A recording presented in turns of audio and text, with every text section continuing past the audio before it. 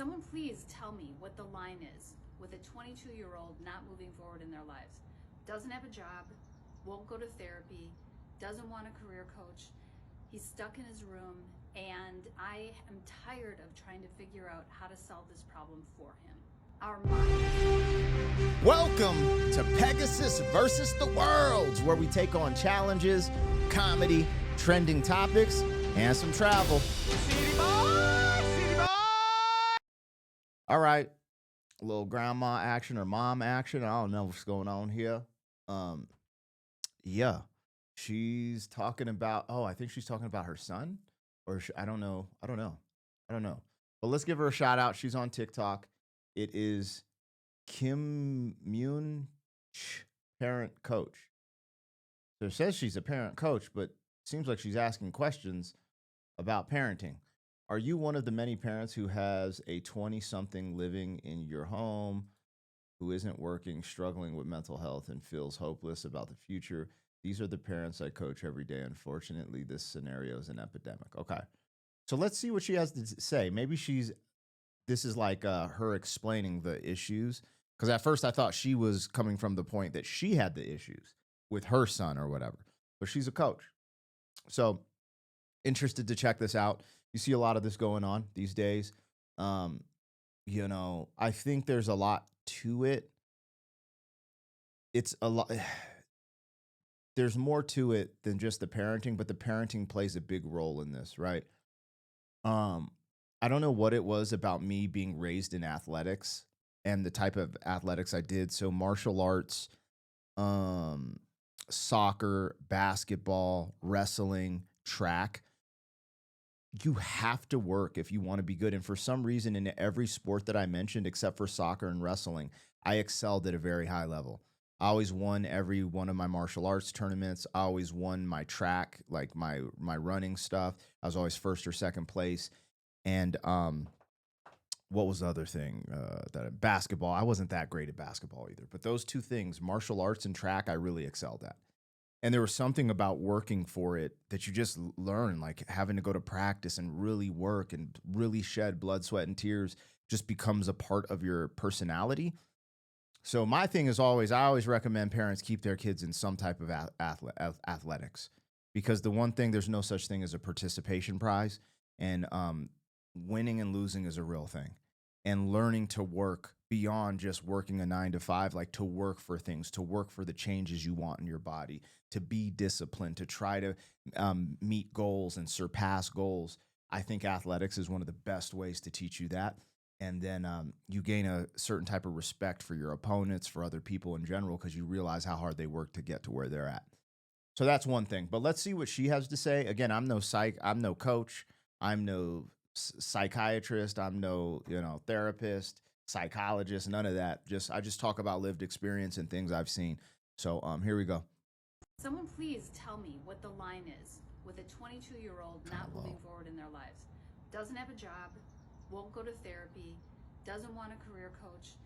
He's stuck in his room, and I am tired of trying to figure out how to solve this problem for him. Are my expectations unreasonable? Am I being a bad parent because I'm not on him more? But when I am on him, he pushes back even more. What am I supposed to do? Parents ask some version of this question all the time, whether it's in comments or in messages to me or sending me an email. Where is the line? Where am I supposed to stop pushing? Where am I supposed to set the expectations when he's literally or she's literally not moving forward in their lives? I would even argue that if you got to the point where, your child is acting like this at 16 years old, at 20, it's like, bro, what have you been doing this whole time? And I don't know, I'm raising, my daughter's going to be 7 in October, and we have a 1-year-old. But with my daughter, I never really, I want her to know abundance mindset. So I don't ever want to be like, no, you can't have these things, kind of how I grew up in scarcity because of the way my family raised me. But the key thing I always tell her, these are the most important things. You have to earn it. We will buy a certain amount of toys and we'll put it on this mantle, and she has to complete certain things to earn the toys. We don't just buy her toys. But I also don't want to be like, no, we can't afford that, because I don't want her to live with scarcity mindset. So I don't know. I'm new to this, right? I'm just trying to do things that I didn't see my parents do, but create. I also tell her, you always create more than you consume. That's just something I say to her. And I always say there's consequences for every action, and some are more severe and can change your life. So I try to instill these things young. And I'm hoping that when she gets to this age, because this is the time. Like, if you got to your 20, you effed up. Like, if you get to your 16s, 18s, or 20-year-old and they're on some BS, you effed up at the beginning. Now, can you course correct and maybe this lady help? Absolutely. But I would argue, like, nip it in the butt early, right? Now, I have some advantages because I get to see my kids a lot because of the type of work I do. So I get to see them a lot. I get to be hands on, be a part of it. I stopped touring as an artist so I can go to jujitsu class and coach the class with my daughter in it. So there are some advantages that I think that are there, because a lot of people just have to throw their kids to the wolves. Daycare, this education system, we homeschool. So there's a lot of advantages that I think children get not being in that normal educational setting where it's just like, hey, we're trying to churn out as many workers as possible. Also, social media, the distractions of the world today, the comforts of the world today, it does make it hard, because like the one thing these kids, like, man, I didn't have air conditioning in my house, in my car, none of that. I'm 45 years old. That just wasn't a thing. Now in America, there's air conditioning. If you can't afford air conditioning, there's swamp coolers. It's just funny how sometimes when things are a little harder, you build a little more character, and the easier life gets, the more you hear of these type of outcomes. But again, my answer to this is you got to nip it in the butt early when they're young. Because if they're 20, it's just kind of like, what were you doing that whole time? You know what I mean? I get it. Oh, I love it. Time out and all these things. But I just think the social norms have helped create this. And there's environmental toxins too that I don't think help with mental health issues and stuff like that with kids. But that's what I'm thinking here. For months, they've been holed up in their room. They've become nocturnal because not only do they want to avoid me, but they want to avoid life in general. Where do we begin to try and get them to move forward? And I'm going to tell you, there's not one pat answer for that. I wish there was. I wish I could tell you, if this is the situation you're in, because so many parents are in this situation with their emerging adults, here's what you need to do, this and this and this. What I will tell you is you have to do an honest inventory of where you are contributing to the problem. Yeah, and they should have done that when they were young, because having structure in children's life is really important, right? Like what time you wake up, what time you go to bed, what they eat. See, this is the thing no one wants to talk about, but this is what I do in my everyday life. My children, for the most part, aren't even allowed to have sugar. Every now and then we have a cheat meal where my daughter can have some ice cream or cake. But for the longest time, she hadn't even been exposed. I think the first time she got exposed to sugar was, and sugar in the sense of sugary foods, because carbs turn to sugar in the body, right? But sugar as in like candies and sweets was, I think, when she was like 4 years old. So like these structures and disciplines you can build if you lead by example. Right. So a lot of these people are also going off of what they see, like, hey, back in the day, we used to spank kids. Now it's like, oh, that's child abuse. There's a bunch of things. And I think this is my honest to God thought. I think maybe we spanked our kids a little too much in the past, right? You should never spank your child when you're emotional, etc. But I do think there's moments where they need a physical consequence, because life will give you a physical consequence and this is what people don't understand. If your children don't understand that some actions can change the trajectory of their life forever, then what is that? And so like people be like, well, they'll get used to men hitting them or this, that, and the other. And I think you have to be emotionally disconnected, very calm and very straightforward and very vocal. That's what I think. And I don't think you should be putting hands on your children all the time. But I do think there's moments where you have to create you have to build these structures so they understand, because that's our job. And if we want to get them to the finish line, we can't just think that, oh, running out into the street and me yelling and them luckily not getting hit by a car, hey, it's a timeout. Hey, hey, if you run in the street, you can get hit. They don't understand the severity of what they just did.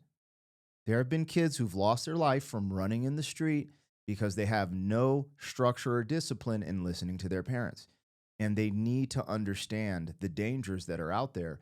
So I think there's a balance. I think we've lost balance in this progressive era of, oh, this is the way to rear your kids. And this freaking the psychiatrists and therapists found that this, that, and the other.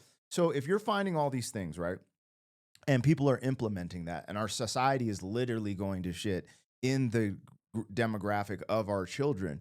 We got to kind of scale back and just look at what works regardless of what the experts say. I think if you can meet your children at a balanced level and just remember, no, I don't want to spank them, this hurts me just more than it hurts them, but do consequences in life for your actions hurt worse than a spanking? And can they change the course and trajectory of your life forever? Yes. So every now and then, these reminders need to be put in place, because you don't want experience to teach your kids, because they could lose a limb. There's certain things that they can learn by experience when they hit a certain age, once you've helped give them the map on how to get through these things. But you don't want these really bad things to happen just because your child was undisciplined and didn't want to listen, etc., didn't have structure, and then end up a 20-year-old a man in a car bed in your basement. Where you're doing too much and it's taking away their purpose, their reason to step into their lives, especially if you know that they're capable of it. Yeah, I mean, she brought up some points so we could have this conversation, but if I'm being honest, she didn't say shit. That was like a cliffhanger to probably sell courses or get more clients, which good for her. But there wasn't any like definitives, there wasn't any answers in there, but it helped me have a conversation about what I believe is going on in current society. And I just think a lot of things are out of whack. Taking the mother out of the household and putting her in the career world has also affected the house. Some of the things, mothers could be a little more hands-on in certain aspects of the household. I think men having to work a little too much because of economic stress, having to give up your kids to daycare, the education system, environmental toxins from food, and other things I won't mention on YouTube to aggravate mental health, all the distractions in society, also the messaging and programming in social media and television. All these things are basically falling on the heads of our children, and they have to sort it out. And it's a lot of different things that we didn't deal with in the 80s or 90s and even early 2000s. I'm speaking from that because that's where I'm from. But then you start going back to the 60s, 70s, 50s. And if you go back to the 30s, where, you're dealing with these world wars, you're dealing with the Great Depression, those people were built different. They were just stronger people. And now we have weaker people. So you just have to assess, do you want to continue to add to the weakest people in this time of history, or do you want to start making stronger people and move accordingly? So I think we have enough information to balance that. I think we're at this crazy progressive era where we can balance the concepts of not being angry when we discipline our children, not doing all these other things, but at the same time, seeing some of the stuff that worked in the past where, maybe a physical consequence is what a child needs in their disciplinary actions. It just depends. And some kids have a different nature. And I think you got to be able to try to adjust and be there, because I got some cousins or my children have cousins, and one of their boy cousins is off the hook. That boy energy hits different, bruh. He is something else, And so that just takes you might have to take a different angle for disciplinary actions and certain things to reach him.